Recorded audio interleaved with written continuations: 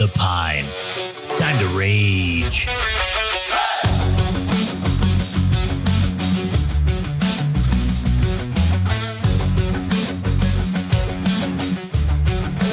it is indeed time to fucking rage.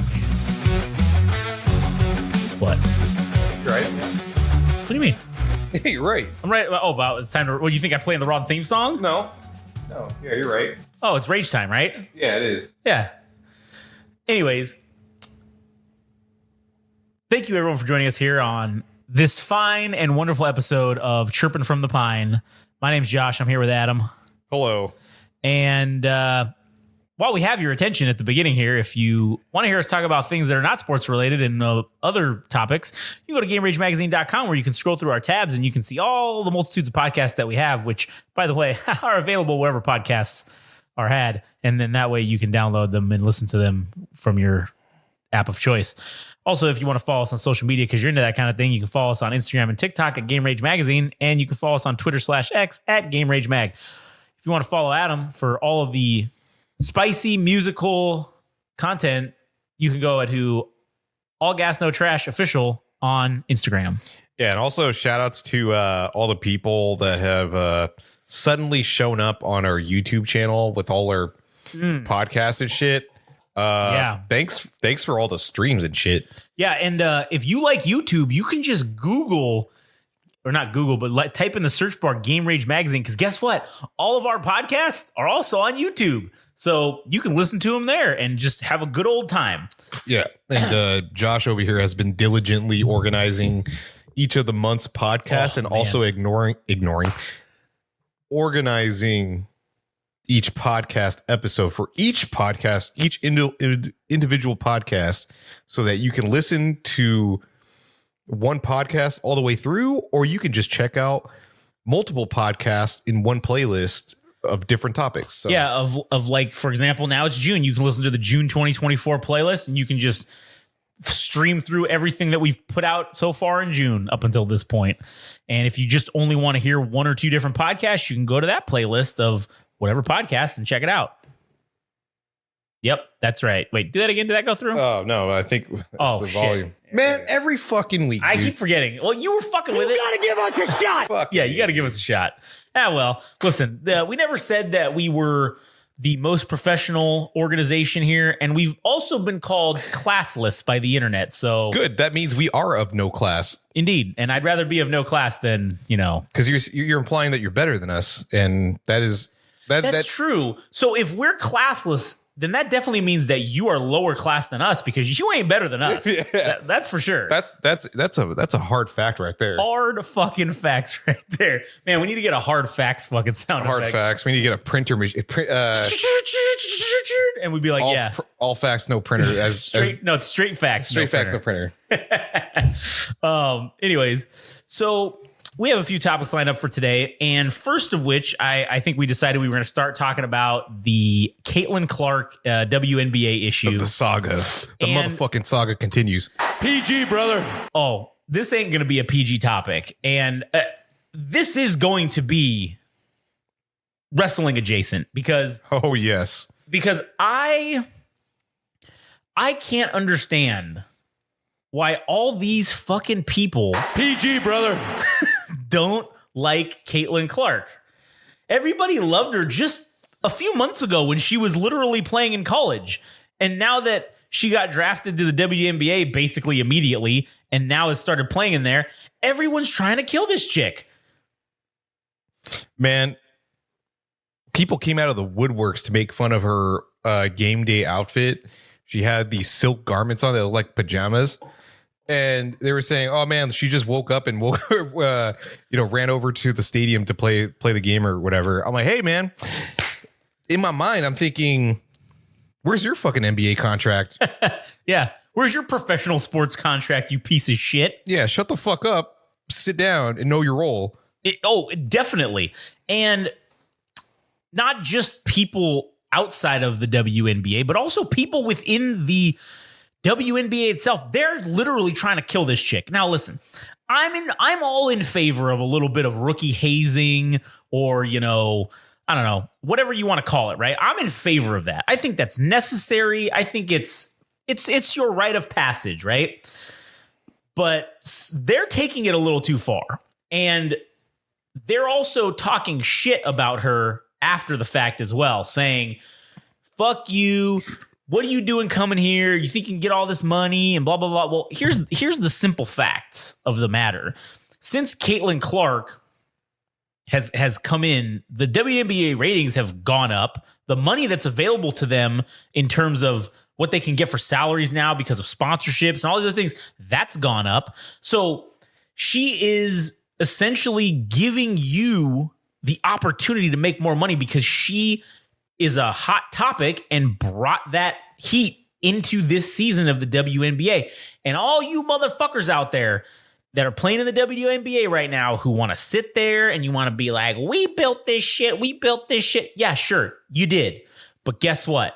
You ain't been putting in the numbers to get people to come watch. They haven't been giving a shit about the WNBA for the past who knows how many years. You know, I've never been to a WNBA game, and now I kind of want to go to one just to see. Really, if the LA team plays the Indiana team, I think we should go. I am in full agreement because now I'm somewhat invested with all this shit because the attention that she's already brought to the sport. I mean, dude, the WNBA is so poverty that they don't even have their own private jets. Like the players have to go on a flight the same as everybody else. Or if they're playing a semi-local team, they just take a bus. And then the only thing they've done is increase security that's kind of how they mitigated, them taking flights and, like everybody else. Right. Yeah. And I'm just thinking, well, at least it's going up. At least the sport in terms of popularity has now gotten in the circles of sports radio stations, ESPN, different sports medias. It's interesting now. And there's somebody at the forefront of it. And now it's Caitlin Clark. Yeah. And the person, there's another, she's in like this rookie class, right? And another one of the people who she's in this class with is this lady named Angel Reese. And she was basically her kind of like her rival, I guess, right? And so she does this press conference talking about how this ain't just all you. Oh, it's me too. It's because of me too, right? And she's talking about how, oh, listen, I know I was the villain, blah, blah, blah. I will gladly take that role. But it's about me too. And here's the thing. This chick doesn't want to be the villain. She wants to be what is she's perceiving as the hero as Caitlin Clark is, right? And this is where I think Caitlin Clark can become an ultra megastar more so than she is now overnight if she takes on one simple fucking role and decides that she's no longer going to be Superman or Batman. She's going to be Lex Luthor and she's going to be the Joker. All right. Hell, she might not even have to take it that far. You could just be maybe the Punisher. You could be like an anti-hero because she is getting her shit kicked in almost every game and not really fighting back so much. I think if she starts going on the mic and starts talking shit, and listen, I know that's not everybody's forte. I happen to be pretty decent at it. So I would like to throw the offer out there right now. Not that she's ever going to listen to this, but if you need Caitlin Clark, if you need an advocate to come and talk shit for you on press conferences, I will gladly come out and tell all these people that they need to sit down, shut their mouths, and they need to respect the new GOAT in town. And it's Caitlin Clark. And they need to understand when greatness comes calling, you don't just look away. You don't just talk shit to it. You become one with it. You acknowledge it, if you will. And you recognize the fact that she is better than everyone else. And there's no reason for anyone to talk shit about her. And that's fine. If you want to keep doing that, keep doing that. But at the end of the day, she's going to go home setting record after record after record. Already as a rookie, setting fucking records, doing fucking numbers. And sure, granted, I don't know what the landscape of the WNBA looks like. So I don't know if the Indiana Fever are a good team or not. I have no fucking idea. I don't think it matters because at some point the narrative will be guided into Caitlin Clark developing plot armor and winning a WNBA championship because that's what the sport demands. She already has the plot armor, and she can develop the highest level of plot armor if she turns heel. I really think it's some people may say it's too soon, but I don't think it's too soon at all. Man, you know what she said at a press conference? What'd she say? That she was a big fan of the Minnesota Lynx. Because she plays for the Indiana Fever. Yeah. She said that at a press conference. What a great fucking move. And it's like, whether people find that offensive or not, that you're signed with another organization and you prefer another, who fucking cares? But people were... Apparently everything this person says is offensive. Or does is offensive. Well, that's why she needs a Paul Heyman to her Brock Lesnar, right? She needs a wise man to come in and just be like, hey, let me do your talking for you. Let me fucking say all the things that you can't say or you don't want to say, but I'll let everybody know how you really feel. And there ain't going to be any blowback on you. You know what the worst part is? What? All these people that are professional WNBA players, Caitlin Clark is still a fucking student athlete. She's still earning her fucking degree while she's playing in the WNBA. So what's the rest of the WNBA's excuse for being shitty? That's true. They're all grown-ass adults that aren't in school right now. This is your job, is just to play basketball, and you suck ass. Like, what? Get the fuck out of here. She's literally dribbling circles around you. And also then after the game, guess what? She's got to go study because midterms are coming up, finals are coming up, bitch. Like, she got to go to school. She ain't got time for this horse shit, which is why, again, she needs a game rage advocate to come in and set the record straight and handle these buffoons in the press area who want to run their mouths and they want to talk all this shit. And, I think she needs to just directly respond to some of these people and just light them up. They just need to get lit up. And again, she's got contracts, she's got this, so she can't do it. That's where we come in.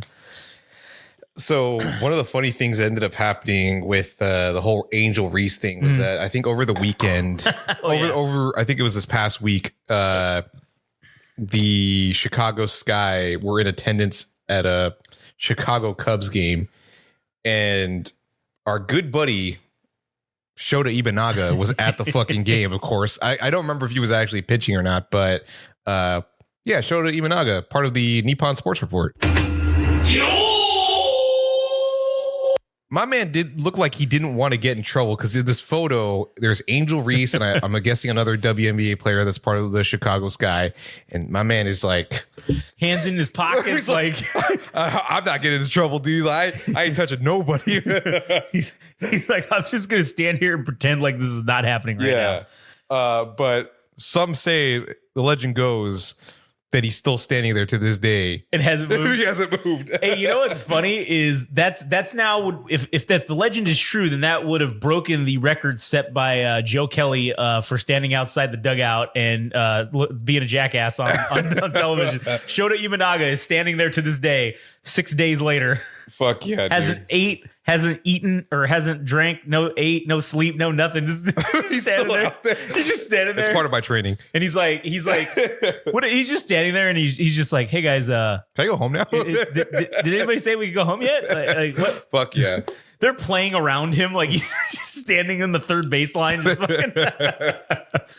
Oh man, that's great. So, what else do you have to add about this Caitlin Clark deal? I just think it's bullshit. And I think she should be. I think she's being told shitty information by her representation because they're not really looking out for her. All right, they're telling her, "Hey, don't fight back. Just fucking beat." No, start throwing swings. All right, start swinging on bitches. And you know what? That'll send a real message. That'll let everybody know you want to trifle with me. You're gonna get fucked with right back. PG, brother. Oh, there will be. I'm talking steel cage, fucking Hell in a Cell matches. Buried alive, ambulance matches, everything is on the table right now for Caitlin Clark to assert her dominance. And listen, she's already asserted it on the court. All right, she's already proven she's better than most of these these quote unquote veterans, if you Athletes. call them that. I mean, they're athletes. I'll give them that. But the veterans that have been there for so long, where were you when the WNBA was doing like the worst ratings on the planet? Oh, that's right. You were there playing, contributing to those horrible ratings and bringing in nobody. And just because she, and by she, I mean Caitlin Clark, has come in and brought this huge wave of popularity to the sport of women's basketball, you, instead of trying to fuck her up and injure her and put her out, you bitches should be thanking her. You should be getting on your fucking knees and saying, thank you, Caitlin, for bringing the eyes back to us, for getting us what we deserve. Because sure, I think they should be getting paid the same as what NBA players get if they can earn it. If they can bring in the market to support that. She's the only person that's doing it. She's the only one. All these bitches just want to sit there and be lazy and just say, oh, we should just be getting paid because fucking we've been here for 10 years. Well, great. That's 10 years. You did absolutely nothing. Caitlin Clark has brought more viewers, arguably, in the last fucking 6 weeks to the WNBA than the whole WNBA combined in the last 10 fucking years. The don't lie. Fuck, man. I wish I could find that right now. The numbers don't lie. There it is. It's a true story. And the only way this gets better is if more teams have their own stars. I mean, shit, man. I hope Angel Reese is willing to contend with Caitlin Clark, where we have this scenario where it's in the Eastern Conference Finals for the WNBA. Caitlin Clark versus Angel Reese, Chicago Sky versus Indiana Fever, to settle the rivalry or to start the rivalry. And I hope it only gets better with more hate. The more hate that is... Oh, yeah, we need to pile it on. Yeah, the more hate that is incubated across all teams... The more attraction it's going to bring for everybody to come watch this shit. Yeah. They've been selling out fucking games. Mm-hmm. I don't know if they've ever done that. I don't want to say that as a full fact because I really don't know. But I know they probably haven't had sellouts in many years. And to start selling out arenas again, I'd be thanking her every day. I'd be sending her edible arrangements on the regular to just say thank you for bringing all this attention back to us and getting us going. And sure, maybe it's not just her, but she is the apex of it. She is the main draw. The rest of you are all either jobbers or you're maybe mid-carders at best. Angel Reese, I mean, she's probably like maybe IC title level at best, right? Caitlin Clark's the undisputed Universal Champion right now. Dude, you want to talk about people I could barely remember in the WNBA. The only name that sticks out to me in the last who knows how fucking long, Lisa Leslie for the LA Sparks. That's the only fucking name that I know. That's it. When I was trying to think earlier of people that I would know who they were or could name them, that was it. She was the only one.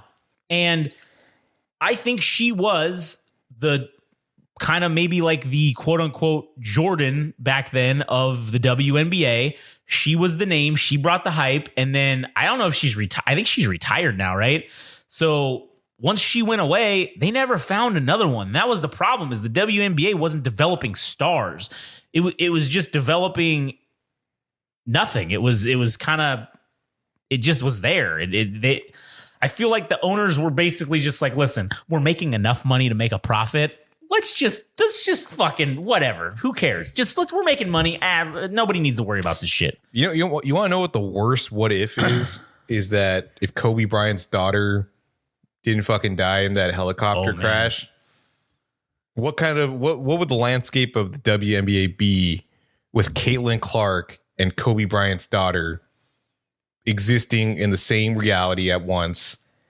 Because she's going to be drafted by the LA Spark. Oh yeah, for sure. LA Sparks, rather. Is it Sparks or Spark? Shit, Kobe might have bought the team at that point just to fucking... I can't imagine her ending up on any other team if that were the case, if she was still alive. Man, what stories would be told with just those two players if that was the if that was even a possible reality, but now that's not, then Yeah, we will. That's one of those what ifs that we'll never fucking know. because that's somebody that was raised by one of the greatest players of all time to have the entire tool set to be probably one of the better players in the WNBA, if that were the case, versus somebody that, I mean, I don't know what Caitlin Clark's story is at large, but she doesn't have the pedigree of fucking being Kobe Bryant's daughter. And I don't know, just the what if is the real. Yep, that is true. Man, I was just looking at the facts about the WNBA, and it's crazy. During the mid 2000s, the NBA spent over $10 million a year to keep the WNBA solvent. Solvent. Like they were going to be bankrupt. Underwater. Yeah, they had to keep popping in. In 2007, teams were estimated to be losing $1.5 to $2 million a year. Fucking A. Like they had a complete lack of viewership. They projected losses through the 2010 season were around $400 million. Good Lord. And they've been doing a little bit better. It says 2011 had its first, or 2010 they had their first ever cash flow positive team. They've been around since 1996. Oof. So in 14 years of existence, this was the first time that they've had a cash flow positive team. Wait, 96 to 06 to 2010. 24 years, isn't it? No. Now, but I'm saying this. I'm talking about 2010 was when they had their first ever cash flow positive team. Wait, when? 2010. So they started in 96. Oh, with I the got founding you. I of it. got you. And then in 2011, they had 3 teams that were profitable. And 2013, 6 of the league's 12 teams reported a profit. So half the teams in the WNBA were profitable as of 2013. But, that was due to some sponsorships and, what have you. But it is not looking good. Like That's going to be a really sad fact is that if the home team can't sell out, but when Caitlin Clark shows up, they sell out. Yeah. Oh my God. That's going to be a painful. Well, when they come to LA, guess what? We're going. Painful truth, dude. Painful truth. That's going to be a hard, painful truth. And what's funny is how much like their viewership is. So in 2023, they're all bringing in about 180 to 200 million dollars in revenue. And their audience is basically now it's started to go up. It's gone up like 67%. It's looking like this year, which is I would say a vast improvement. Yeah. Well, it says the WNBA is also half owned by the NBA. So the NBA only owns half of the WNBA. So, but they get $10 to $15 million in annual subsidies from the NBA every year. So, which, wow. In 2022, it reached up to $10 billion in subsidies that they received. So that's insane. But you know what? That's good marketing on the NBA's part because, well, if you're going to have a women's league, it's like if they were going to make, I don't know, a professional softball league, the MLB should probably be the one to do it, start it or whatever. Same thing with, I don't know, if there was a pro hockey league, the NHL should probably do it. I don't know if they're ever going to do women's football, but if you did, the NFL should probably be the one that, at least gets it started because they could fund it, Yeah. For the experience of putting those things together, it'd probably make it so much easier than just starting from scratch because at least the people within that organization would know how to create the entire system for a league to exist. Yeah. So, but anyways, that's crazy. What else is it? Was that more or less it for the Caitlin Clark segment? That was pretty much it. I just wanted to rant about that for a minute and then throw my hat in the ring for the advocate position. Oh fuck yeah! Because I'm a Caitlin Clark guy. I'm gonna make that shirt when we go. We're Caitlin Clark guys. I'm gonna buy a fucking Indiana Fever jersey and fucking wear it. Fuck yeah. To LA and get stabbed probably, but whatever. Yeah, okay. And I wonder, I'm guessing the title of the Indiana's team is based on Hay Fever, imagine, right? Well, I guess because they did this thing where they were, I don't know, like, or maybe it's just heat in general. I don't know. It's like okay. It's hot, like the fever is hot. I don't know. All right. Because like they have a Vegas team, they're called the Aces. So like, okay, that makes sense because gambling and Vegas. shit. The LA is called the Sparks. I don't know if that makes sense. Maybe electric vehicles didn't exist back then, so I don't know. I don't know what the naming scheme was or why they chose the names. But I mean, New York, they're the Liberty. So like, okay, that makes sense. But yeah. So I guess we could transition over to some of the things that have happened in. Well, I guess I'll get more, I suppose, more personal because I could talk about the Dodgers and such. Yeah. I think we had one topic that might splinter, and I'm sure when I talk about it, it'll turn into a tangent. But yeah. Because one thing that I had written down for this particular podcast was that preparedness doesn't always translate to execution. Because, I was watching some of the Dodger games and shit, and as much as you can prepare for a situation, man, it doesn't always work out that you're prepared. And I guess I'm talking about pitchers specifically, that they can practice all this fucking shit. I got your curveball working in when you before the game starts and everything. You think you got your flow going, and then fucking bam, dude, you get to the first inning and you're getting fucking teed off on, and you're down 6. You got 6 runs put on you and shit, and you had a game plan like, oh man, I got my curveball working, but the thing that was actually working was your fastball. And instead of adapting and just realizing the things that are working, you keep going back to the things that you want to work, and you end up doing more damage. And the thing that spawned this was that, man, I legitimately I love Yoshinobu Yamamoto. I think he's like a super awesome pitcher, and it's not that I know specifically in terms of numbers why he's great.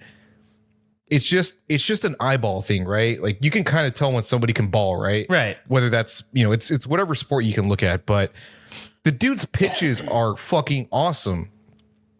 And what I've seen over the course of the last 2 months of the MLB is that, man, and it was something that, one person that we're going to be having on for the Without Censored podcast, Yuri Karasawa, he had an in-depth conversation with this guy named Brandon Tu, if I'm not mistaken, is his last name, because they were talking about Japanese pitchers, and one of them that came up was Yoshinobu Yamamoto, and he's got a splitter that is a plus pitch, as they dub it. It's an excellent pitch, and then you have his curveball, his yo-yo curveball. People can't seem to fucking hit, but the one thing that he's getting hung up on is his fastball.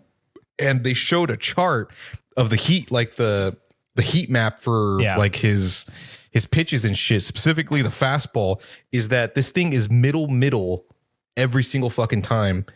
And yeah, maybe you're lucky enough to throw like 98 and you could throw it down the middle, and maybe most dudes are going to swing and miss because they can't catch up to the pitch and shit.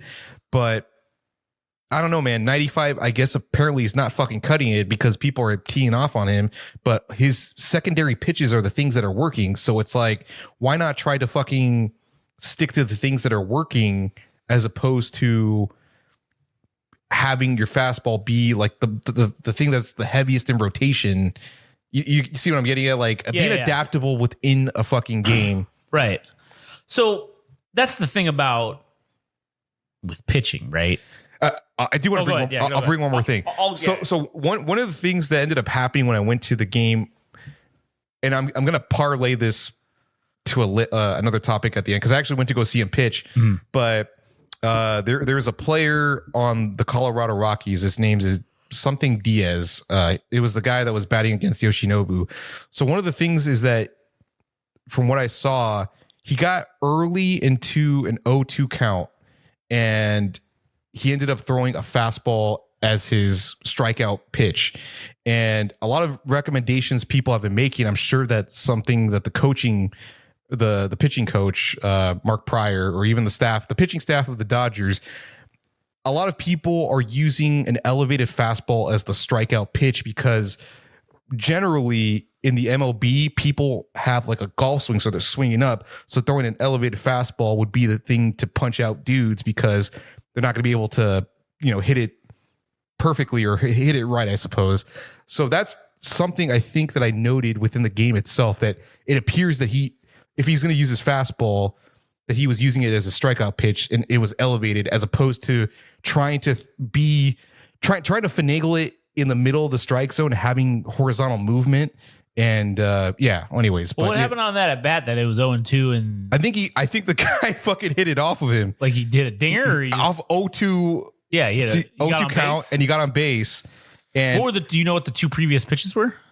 I don't remember, but it was just the thing that bothers me with him is like, dude, his shit is so fucking good that he's like the Macbeth of baseball. That weird shit happens. Kike Hernandez, man, he's a utility player. He ended up playing third base, and this motherfucker overthrew first base. He was trying to throw out and get the runner out, and it just that quickly, just a few errors, and you got two dudes on base, and that's how he ended up getting a run. But he ended up throwing for 6 innings with 1 run for 7 hits. That 7 hits and you only get one run. Fucking, I think that's pretty good for him. But yeah. Anyways, just talking about the adaptability thing is that sometimes you just got to go with what works, and even being prepared and thinking that you got something going. That all goes out the way. It's like the Mike Tyson thing. Yeah. Everybody's got a plan until you get punched in the face. And that's kind of the thing about with pitching, right? Is there's a lot of theories. There's a lot of schools of thought. There's a lot of different, avenues and ways you can approach it. Generally, one of the ways is like with what you're saying is, sure, if your fastball's working today, cool.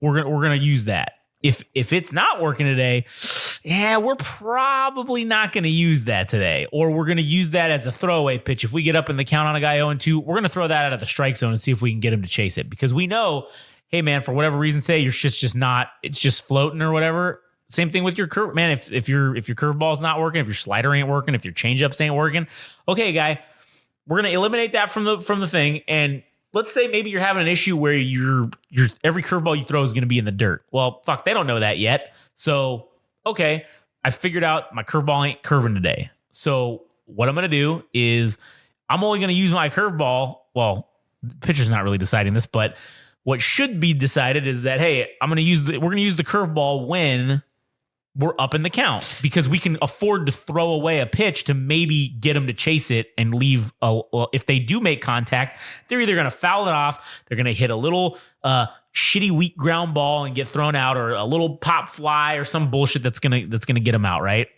Go ahead. All right, I got a question for you as a catcher. Yeah. So you're talking about how ultimately it's not really the decision of the pitcher to make the decisions as far as pitches go, right? Right. So what is the assessment as a catcher to say, I've seen, let's say 15 pitches or 20 pitches, because you might get an idea pretty quickly that something's not fucking working. So like, yeah, So when do you think that happens? I will just, before I get into that, I'll preface with, I am a firm believer that pitchers should never be allowed to call their own pitches.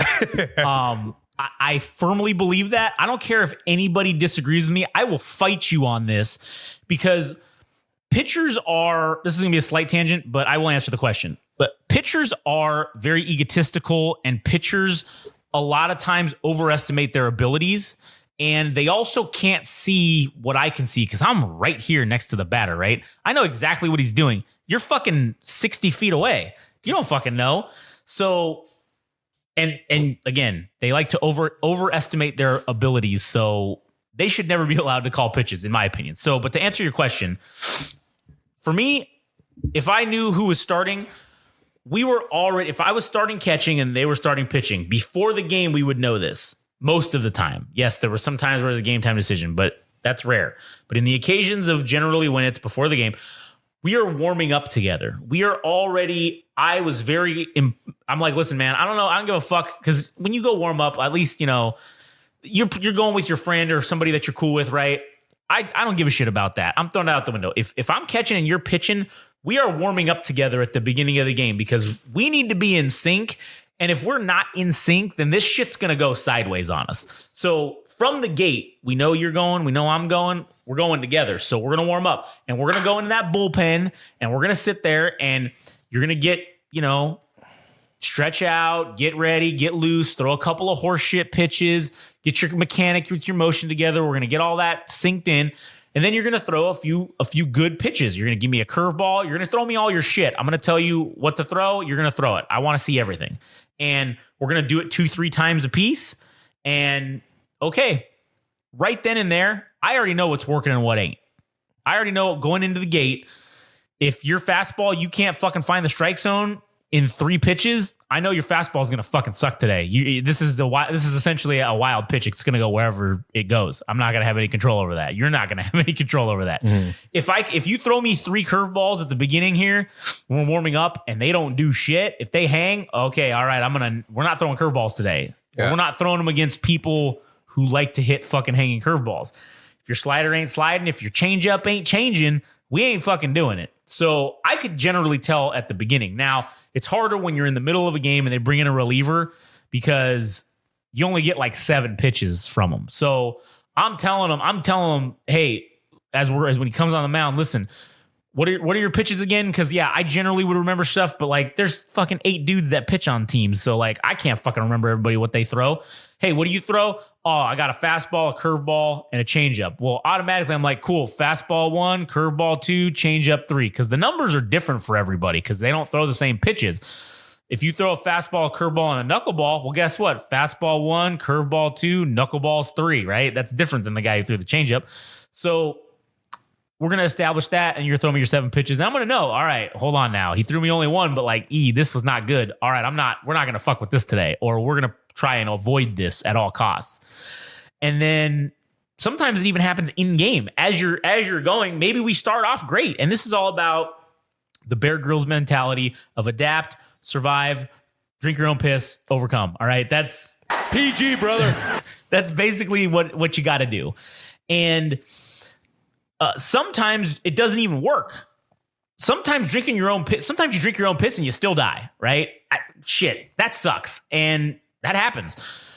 But it's about trying to overcome and overcompensate for the problems that they're currently having today, because a problem they're having today with a curveball is likely not going to be a problem they're having tomorrow. It's going to be some other fucking issue that they have. So it's just constantly just evolving. It's like a revolving door of adaptation to saying, okay, cool. If you throw me a curveball and you hang it and a dude hits it fucking for a 2-run home run, I'm going to go out there and talk to you and be like, hey man, was that intentional? No, man. Okay. Well, do you know why you hung that curveball? I have no fucking idea. Cool. Me either. Let's not do that. Let's not throw that again today. All right, that's a good idea. All right, we're not going to throw this curveball again today because we don't know what the cause was. Now, generally, sometimes I can tell why that curveball hung. I can tell you didn't put enough torque on it when you flipped it out of your hand. You just kind of and just lazily did it, and well, that's going to happen when you do that. So maybe we can correct it right there and say, all right, the next one, you get one more. If you hang another one, even if the guy doesn't hit a dinger, you're done. We're not throwing curveballs again because I know it ain't working today.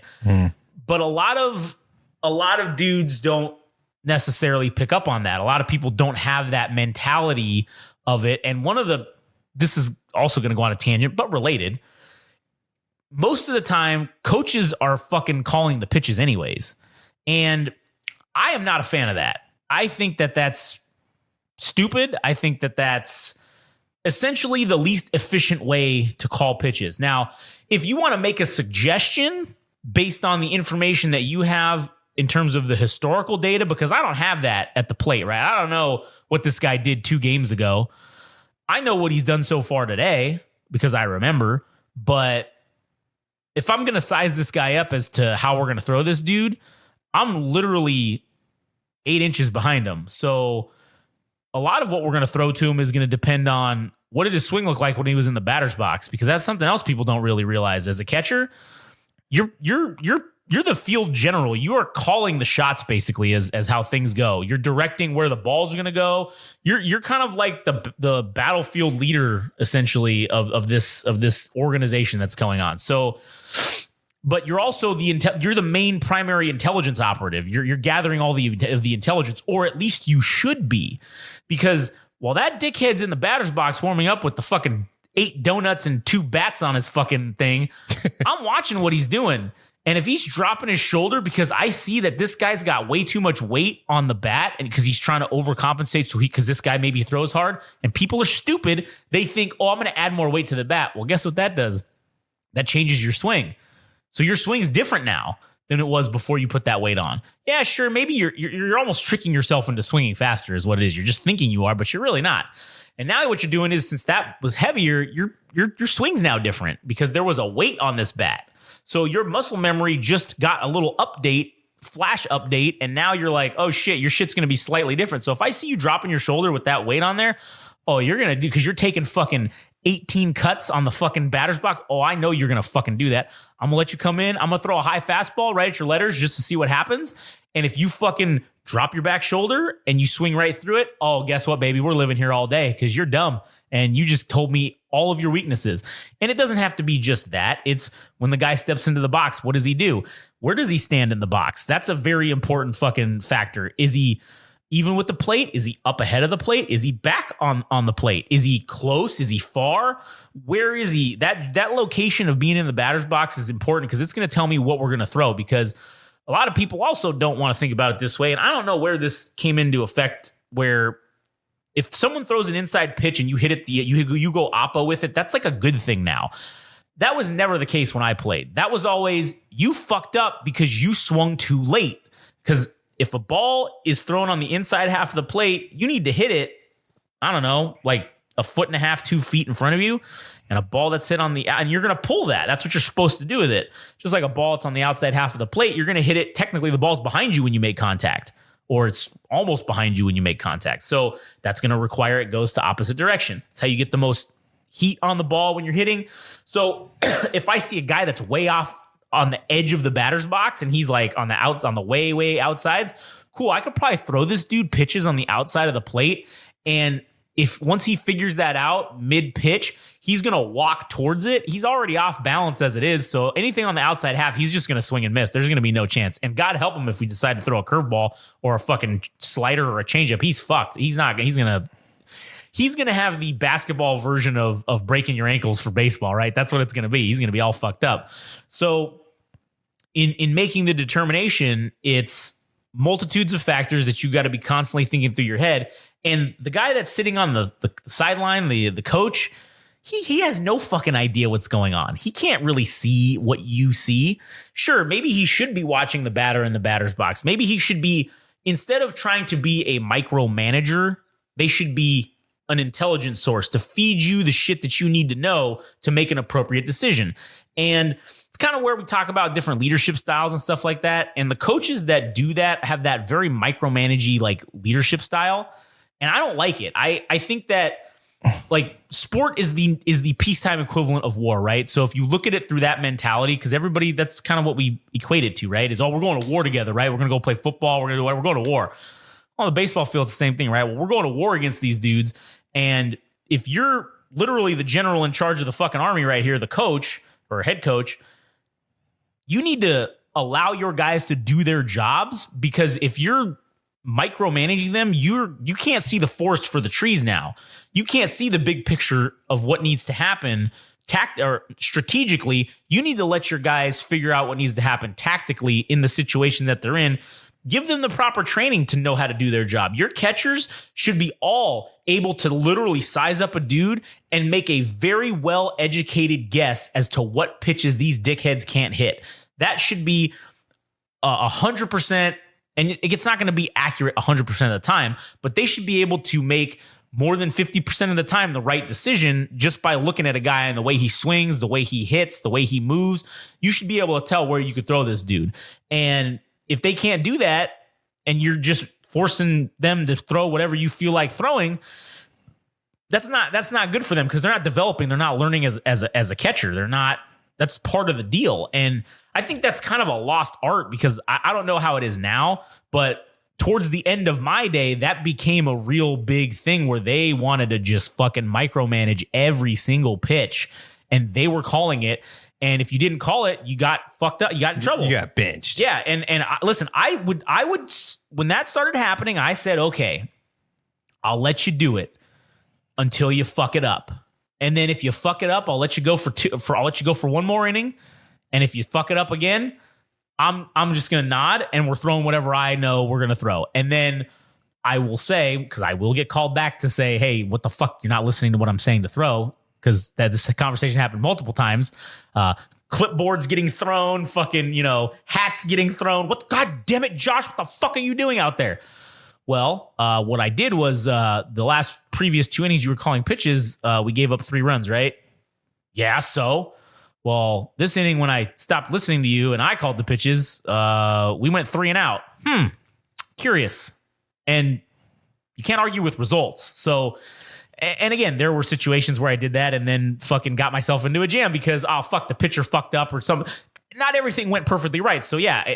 But if you know what you're doing and the pitcher minimally just does his job, then you're in for likely. You're going to be able to tell him, hey, well, look at the results here. I just called a better game than you in this one inning than you have in the rest of the game. And we didn't give up shit. We went 3 and out. Man, maybe you should maybe you should trust me a little.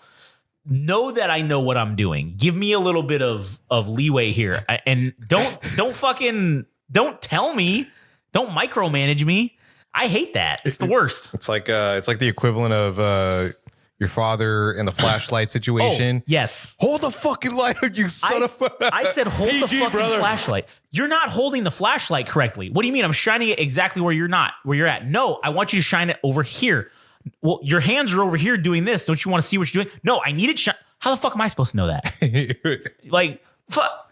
And you're always the flashlight bitch until your dad dies. And then once your dad dies, you get promoted to the fixer. Even though, my father and my grandfather, I saw my dad fixes shit at our place or whatever. And when we would go to my grandpa's house, guess who? My dad was holding the flashlight. He's a flashlight and bitch. I was the tool bitch. I'd have to go get the tools. I was ranked even lower than that. And so then when my grandpa died, my dad got promoted to the fixer. And now I got promoted to head flashlight guy. So now I'm always the flashlight guy. And now when Chloe gets old enough, she's gonna be the tool bitch if he's ever over here helping me fix shit. But yeah, that's just kind of how it is. And it's the same thing. Yeah, it's that micromanaging fucking just do what I tell you to do and that's it. Yeah, dude, it's so hard to watch when managers, and it's not. I'm not poking at anybody specifically, but it sucks when you see the numbers. Oh, you didn't. Oh my God, I fucked up. The numbers don't lie. It sucks when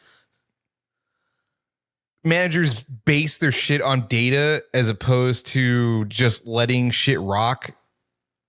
Like, say, having a pitcher that's having a great outing where they're playing shutout ball and they only go 6 innings because they want to protect him from his pitch count or whatever the fuck. Yeah. And then he ends up getting taken out because I want to put a reliever in because this batter can't hit left-handed hitting. Yeah. And then the fucking guy throws it right down the middle and he hits a fucking 3-run bomb or some shit. Instead of writing the hot hand, that should be the case for whatever team is that. If your team is performing well, why are you gonna break something that's already fucking working or whatever? Yeah, let him cook. Let him cook and see where he goes. And if he gets into a jam and he's not going to be able to get out of it, that's what you use the data for, to say, okay, I know the last 4 times he's been in this situation with runners on first and second with 2 outs and he was down in the count, he walked the dude. Okay, cool. You know what? Call the bullpen, get this dude going because we're going to end up going into a bases loaded situation with this one pitch. He does it. Cool. Hey, bud. Excellent fucking throwing. Thank you for your service. It's time to have a seat. And then you call in the bullpen, you call in the relief. Yeah. That's when you can use the data, I guess, right? And I just don't know how I don't know how it's done anymore because I've been out of it for so long. And I do feel like shit's cyclical, and I don't know. I'd be curious to talk to somebody. Hopefully we're going to be interviewing some of these guys who are on the Corona High team here soon. And I'd be very interested to talk to the head coach Weiss and be like, hey man, just out of curiosity, what's your leadership style when it comes to managing these dudes, right? What's your, how do you do this, right? That'd be very interesting to find out. Fuck, man. You know what question I want to know? What? So when you find out one of your players is committed to a college, right? Yeah. And the college is saying, oh, we don't want him fucking going above 90 pitches. And they're calling the shots over you at a high school level. I mean, you kind of have to abide by what they're saying, because in order to get to, let's say, the CIF playoffs, you kind of have to protect that player so that he's healthy, so that when they fucking go to college, that they can still play. Yeah. But it's like, man, who the fuck are you telling me what the fuck this player can or can't? Because that shit must suck, dude. Because yeah, sure, you got an outstanding player, right? Whatever position it might be, and they're telling you you have to put restraints on them. Like the parents are saying it, maybe one of the people from the school is saying, can't have you do that shit the way you've been riding him like the last couple of games. Like that would be an interesting question or that topic. Would be because I would want to know. I mean, A, does that happen, and then B, if it does, what do you say to that? Because suck my ass. That's what I would say. Well, listen, I'm an asshole, so that's what I would say. But if you've got a college, if I don't know, fucking Stanford calls me and says, hey, Billy Bob is coming to Stanford next year. You know this, right? And I'd be like, yeah, we're real proud of him. He's a good kid, blah, blah, blah. Okay, well, listen, we know you guys are in the playoffs right now, but we want he doesn't go over fucking 60 pitches. Wait, what? What do you mean? Well, you know, he's our invest. We're giving him a full ride, blah, blah, blah. Like we want to make sure we can get our usage out of him. So we don't want him to blow out his arm. Well, but I mean, I'm needing to blow out his arm. So why I want to win a championship. But and then that's the other thing too, is because now if you tell him to fuck off, are you hurting his deal? And that's where I would be like, I don't want to hurt your deal, but I also don't want to take orders from these guys. Yeah, fuck that. I would be in a conundrum, and I would have to sit down with Billy Bob and be like, listen, this is what they're telling me. And you know what I would do? I'd tell Billy Bob, hey, man, do you want to only throw fucking 40 pitches? What do you want to do? You make the decision. I want to win this fucking game. That's the right answer. That's all. That's the only answer you need to say. And then fuck Stanford. They can figure it out when you get there.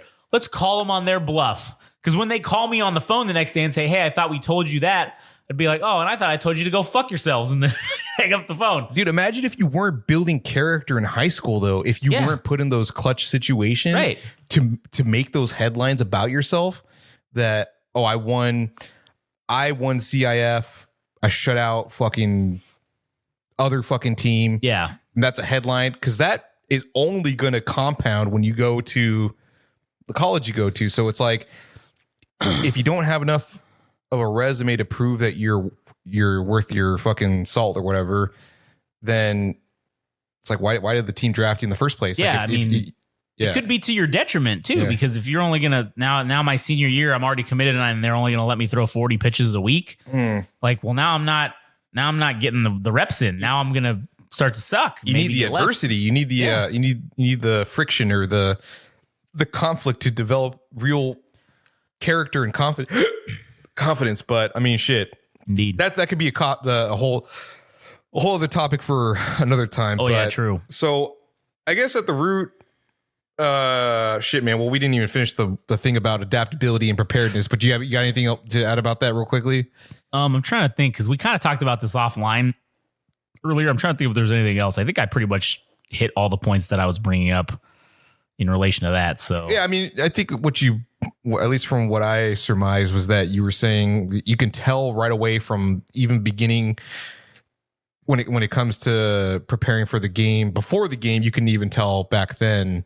But shit, even if you think shit's working in practice, that doesn't mean it's always going to be the case that, it's not. Like you said, sometimes you're going to drink your own piss and still die. Yeah. So talking about that specific situation about Yamamoto having, well, a pretty decent game. I mean, he kind of got lit up, But man, I was just glad to fucking be out there. This was for Tyler Glasnow bobblehead night on Saturday. But the main reason I was out there is because Corona Panther baseball was honored or recognized along with another school, Hart, which was the school that Tyler Glasnow actually went to. And then, I don't know. I thought it was cool to go out to the game and see our fucking. Why did they recognize the other team for? Because they also won their. Oh, they won their division. I think it was D2 or D3. I can't remember, okay. But it was those two teams that ended up, winning their CIF titles or whatever. But man, nobody cares about D3 and lower. Everybody got fucked. Oh shit, man! It's like they got invited to the Angels game. Fuck. Yeah, one of the things that was cool was, I mean, they had these guys come out on the field and they were showing on like the Titantron or the fucking Jumbotron.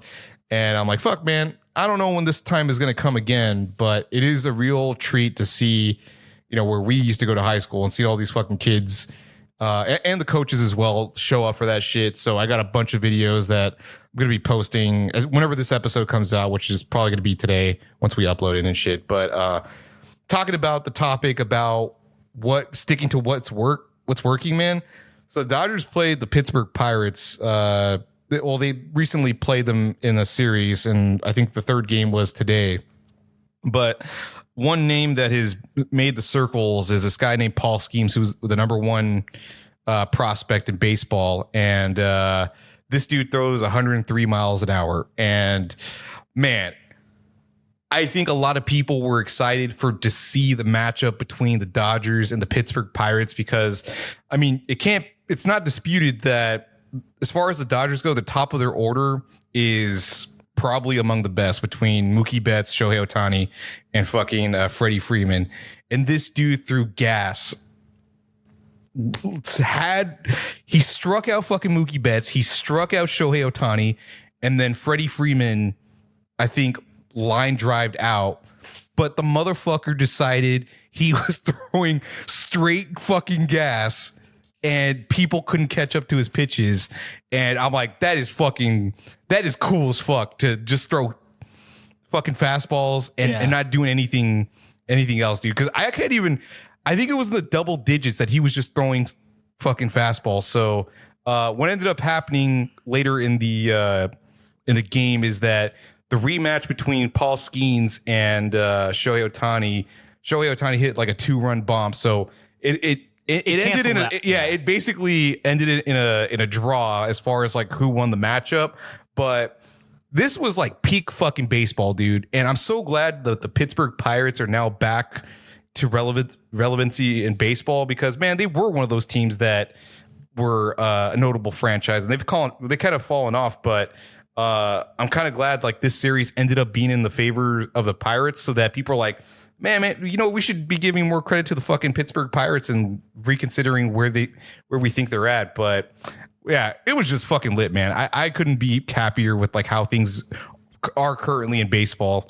Yeah, true. Well, I with the exception of the stupid ass goddamn Angels, but who are doing completely horribly. But I was thinking about it the other day because I did say that I was going to betray the Angels potentially, but now that I've thought about it logically, with a rational mindset, now that I've used my rational mind to think about this, I realized how much money I've spent on Angel shit and that I currently have, and to have to throw all that away and then spend that money again on a new team, it's just financially irresponsible at this point. So I think my decision to stay with the Angels, no matter what, is purely a financial based decision. I think at this point. Fuck it. I mean, hey, for the gambler's dilemma, at some point it's going to turn around, even though that's a complete lie. It's never going to turn. I know it's never going to turn around. Yeah. Like I don't think it will. I think that as long as old fucking Artie Moreno is in charge, shit franchise, it's going to be shit. And listen, I don't want to say I hope he dies, but I hope he comes across some unfortunate incidents and has to sell the team. I hope that's what happens. Well, we'll see what happens with that. So a few other worthy notes to make to wrap up the episode. Seth Hernandez of the Corona Panther baseball team is the Gatorade Player of the Year. So we're gonna go ahead and play the road dog Jesse James. Oh, you didn't know? And have that be our fun tidbit of the week. So shout outs to Seth Hernandez, Vanderbilt commit, sub 1 ERA, pitched just as well as Ethan Schiefelbein, arguably possibly one of the greatest 1-2 pitching duos in high school baseball ever. And man, I can't wait to keep track of all the Corona baseball players that end up playing not professionally, but collegiately and seeing how they do and shit. I'm sure most of them might end up making it, at least getting drafted, and maybe, I don't know if the statistics are that they'll likely just, how many of them will make it, but yeah, we'll see. I mean, I'm curious to see. Yeah. So congrats to old boy Seth Hernandez. Oh, you didn't know? Well, your ass better call somebody. Your ass better call somebody. Now you don't need to call anybody because we just told you. So fucking, I don't know what that means to be the Gatorade Player of the Year, but it sounds important. So. Well, okay. So one of the names that was noted for having this prestigious award, I mean, I don't know how prestigious Gatorade is, but Gary Sheffield was one of the people. God, it's been around that long? Jesus Christ. Yeah. Gary Sheffield was one of the players that ended. He had a pretty decent career. I mean, he wasn't fucking Barry Bonds, but I mean, he fucking played Major League Baseball for however many years. So I mean, one thing that I loved about Gary Sheffield was the little timing shit he would do. But anyways, what are we at in terms of time? It's been just a little over an hour, like an hour. Fuck yeah, 1 hour. All right, yeah. Cool. I guess we can call it a wrap. Dodgers are shit. Can't fucking score with runners in position. Fielding his ass. They make me want to commit seppuku, and Josh is going to second me. And I can't wait till September to see if they can fucking turn it around. And it only lose to in the first round as par for the course for the Dodgers to be the juggernaut of baseball and still shit the bed. Yeah. I can't wait to not ever attend a playoff game ever again for the rest of my life. And, the Angels will. Again, I'm really looking forward to the buy one, get 10 free Angel tickets at Sam's Club that will be soon, I'm sure, happening later this year when they're, what are they at? When they're 40 and like 120, all right? Like towards the end of the season, I'll get to go to some real blowout end games there, man. You know what's going to end up happening? Angels are going to end up exactly like the Astros, where they're just going to do shit for 10 years and just get enough prospects from the draft for being the top of the fucking draft and just be a poverty franchise like the Oakland Athletics, but making it work, and then eventually they'll become the Houston Astros. You know what's funny? What would be funny is if they take a lot of these guys from this class that's coming from Corona. Maybe they'll be like, oh man, local fucking talent, and get some other dudes from local talent, and then just fucking roll it in, and maybe bring them in, and that's how they fucking get good. Man, who knows, man? Fucking Paul Skeens, the hot topic of baseball right now, the flamer, 103 miles per hour. He's actually from California, Southern California, El Toro. He went to El Toro. What are the fucking odds? We'll see, man. Maybe he's one of those pitchers that'll take the money over winning a World Series and come to the Angels, because that'd be a real fucking treat. That'd be a real treat. You're gonna have to come to some Angel games then to see fucking old boy Paul Skeen throw fucking over 100 triple digits. Fuck yeah, dude. Maybe he'll be like Wild Thing in that movie. Oh yeah. Major League. Major League. Maybe we'll see him assassinate fucking some of the Houston Astros player. Fucking 103 mile an hour. Dome. Yeah, getting beaned. All right. Well, anyways, right in the ear. Put it right in the ear hole. that is, for me, that was always the worst spot to get hit, was right either in the ear hole or like, because it's like it does something to your ear pressure when it the equilibrium. It fucks you up. And then the tip of the elbow, that was always like the fucking one that, and since I was a left-handed hitter but I threw right-handed, that's my throwing hand. So like if I got hit in the elbow, it was like, man, I'm fucked the rest of the game. This is gonna hurt. Fuck yeah. Anyways, all right, well, I guess that's the end. Yeah. So if you want to listen to all of our other topics that are our podcasts that are on other topics, you can go to GameRageMagazine.com. Did I say? I don't know. Did I say it at the end of this? I know I always you always ask. Yeah, fuck it. Whatever. I mean, you know what? What's that thing you said about you have to hear it 3 times and it'll fucking make it a habit? Yeah, true. So fuck you. You'll get to hear it a 3rd time then if I do it again. PG, brother. So anyways, go to GameRageMagazine.com. You gotta give us a shot. And you can follow us at Game Rage Magazine on Instagram and TikTok. You could also follow us at Game Rage Mag on Twitter/X. And if you want all the major breaking news and hear about bands that you probably never heard of, go to All Gas No Trash Official on Oh, you didn't know? Instagram. All Gas No Trash Official. That's Adams. Anyways, all right. Well, thank you guys for listening. And oh fuck, you moved it, so now I got to figure out where the thing is. Anyways, well, thanks for listening, and I guess we'll catch you guys on the next one.